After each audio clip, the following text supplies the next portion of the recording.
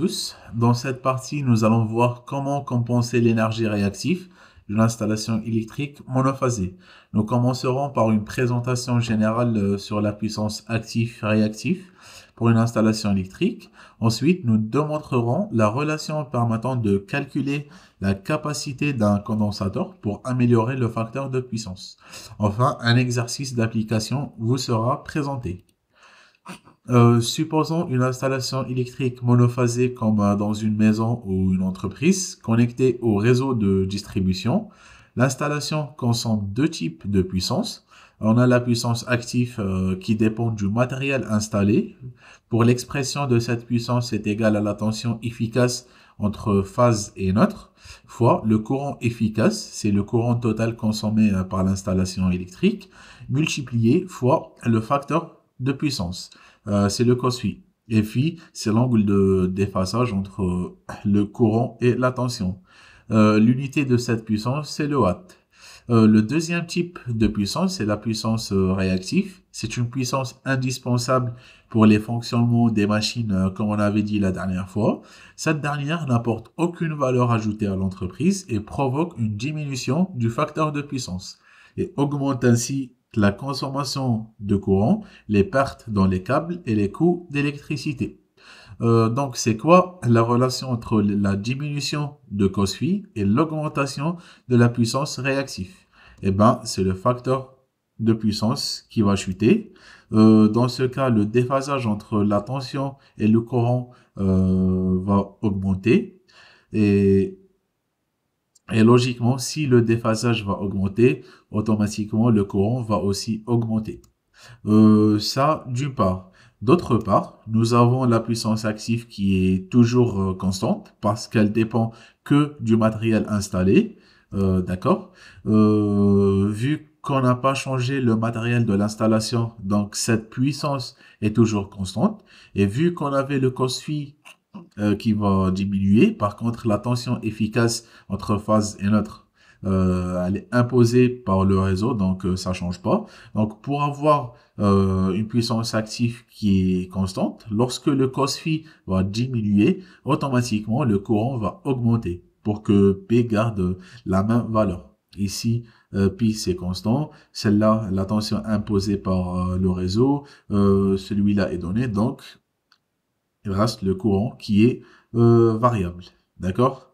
Donc, l'effet de diminution du facteur de puissance, ça résulte l'augmentation du sinus phi et le courant consommé par l'installation.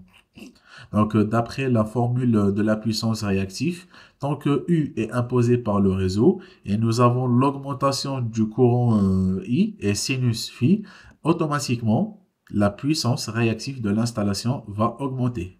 En résumé, pour augmenter le facteur de puissance, il est nécessaire de diminuer la puissance réactive et cela peut se faire en installant un condensateur qui fournit une puissance réactive négative. D'accord? Alors, ici, quels sont les inconvénients d'avoir un facteur de puissance bas? Le facteur de puissance est faible. On observe une augmentation du courant dans l'installation, ce qui n'est pas bien, ce qui entraîne une élévation de puissance réactive. Et puisque la puissance active reste constante dans ce cas, la puissance apparente, logiquement, elle augmente également. Et parmi les principaux inconvénients de ce phénomène, on peut noter une augmentation des chutes de tension dans les câbles due à l'accroissement du courant, une augmentation des pertes joules dans les conducteurs, une hausse, enfin, une hausse de la puissance totale consommée, ce qui se traduit par une augmentation de la facture d'électricité à la fin de chaque mois, et une usure prématurée des équipements électriques en raison des courants élevés. Je reviens juste là au deuxième inconvénient pour minimiser les pertes par effet Joule.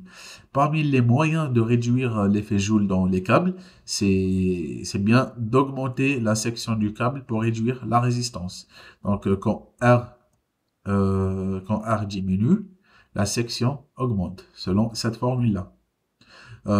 Déjà, c'est quoi l'effet Joule d'abord? Eh ben, c'est un phénomène par lequel une partie de l'énergie électrique se transforme en chaleur Et lorsqu'un courant électrique traverse un conducteur, par exemple un câble, cet effet est décrit par la formule suivante. C'est P est égal à R au carré fois le courant qui traverse le conducteur. J'espère que c'est clair. Dans cette partie, je vais répondre à une question qui était posée tout le temps, sans doute. Est-ce que il vaut mieux transporter l'électricité sous haute tension ou faible tension? Donc, pour illustrer cette question, j'ai pris un petit exemple, celui d'une centrale nucléaire qui fournit une puissance de de 10 mégawatts environ et qui doit alimenter une ville située à 100 kilomètres. Pour cela, on va utiliser des lignes aériennes. L'ensemble de ces lignes, ils ont une résistance d'environ 15 ohms et cette résistance va provoquer des pertes par effet Joule. D'accord? C'est-à-dire qu'une partie de l'énergie électrique sera dissipée en chaleur.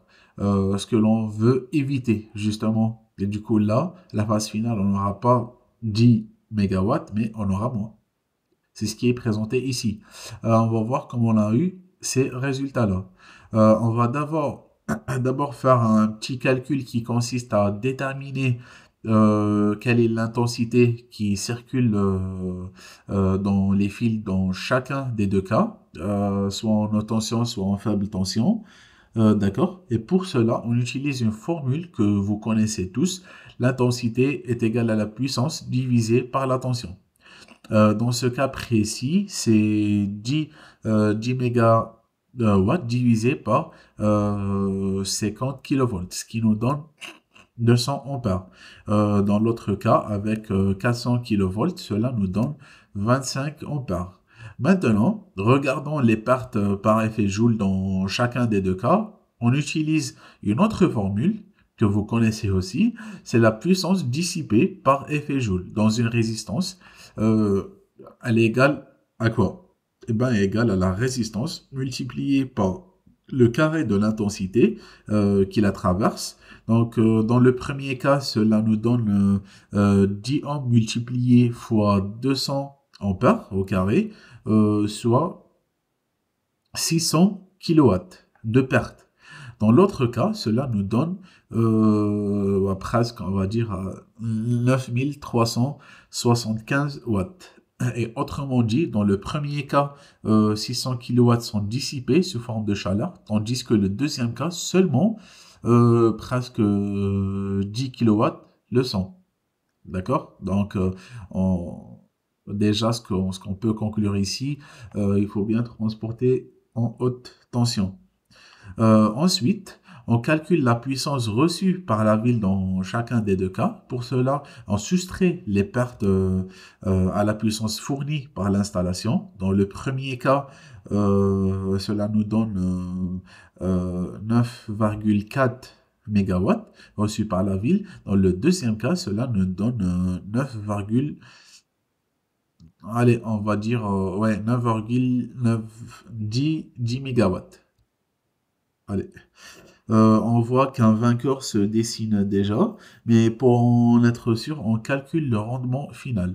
Alors pour cela, on divise la puissance reçue par la ville par la puissance fournie par la centrale. On constate que sous 50 kV, on a 94%, d'accord, de la puissance fournie par la centrale. Le reste étant dissipé en chaleur. Tandis que pour le deuxième cas, le rendement le rendement atteint presque les 100%.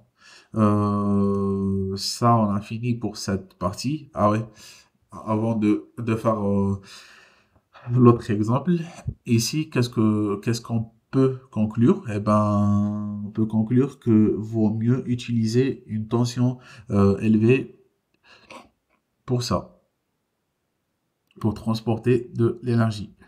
Alors, quelle est la solution pour augmenter le facteur de puissance? Eh ben, pour répondre à cette question, il est utile de tracer le triangle de puissance.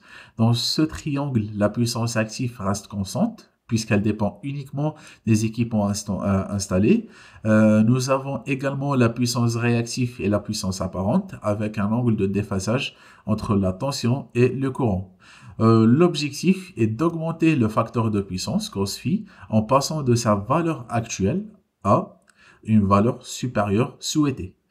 Pour ce faire, il faut réduire le déphasage phi, ce qui nécessite une diminution de la puissance réactive consommée par l'installation, tout en maintenant la puissance active inchangée.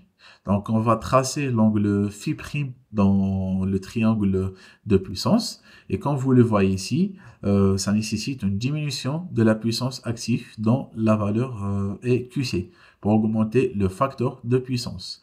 Alors, pour modifier la puissance réactive sans toucher à la puissance active, on peut intégrer des composants comme des bobines ou des condensateurs. Et ces éléments interagissent avec la puissance réactive seulement, de manière spécifique. On a la bobine qui génère une puissance réactive positive. On a le condensateur qui génère une puissance réactive négative. Et donc, pour déduire la puissance réactive totale de l'installation, il est donc nécessaire d'installer quoi? D'installer un condensateur. Parce que celui-ci fournit une puissance réactive négative. Ce qui compense la puissance réactive positive existante. C'est le Q. Ainsi, la puissance réactive globale diminue, réduisant l'angle de déphasage phi et augmentant le facteur de puissance. D'accord? Quand j'installe un condensateur dans l'installation, donc il va fournir une puissance réactive qui est négative, QC, et nous avons Q' Q',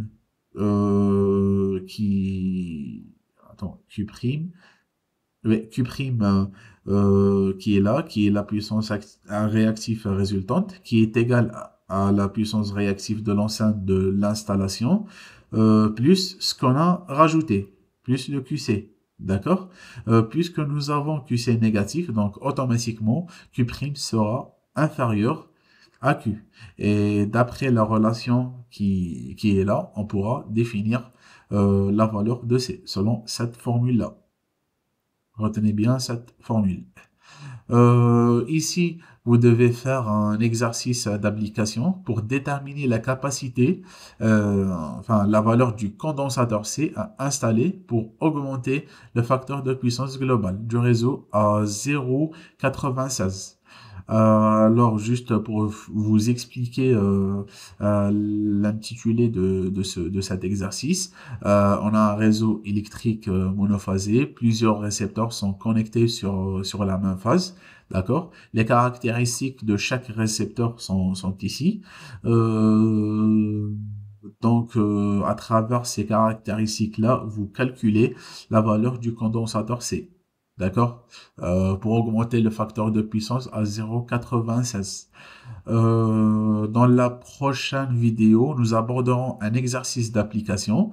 On va le faire ensemble, ne vous inquiétez pas. Et cela vous permettra de comparer vos résultats avec ceux présentés dans cet exercice. Donc, je vous invite donc à le réaliser avant de visionner la vidéo. À très bientôt et bon courage.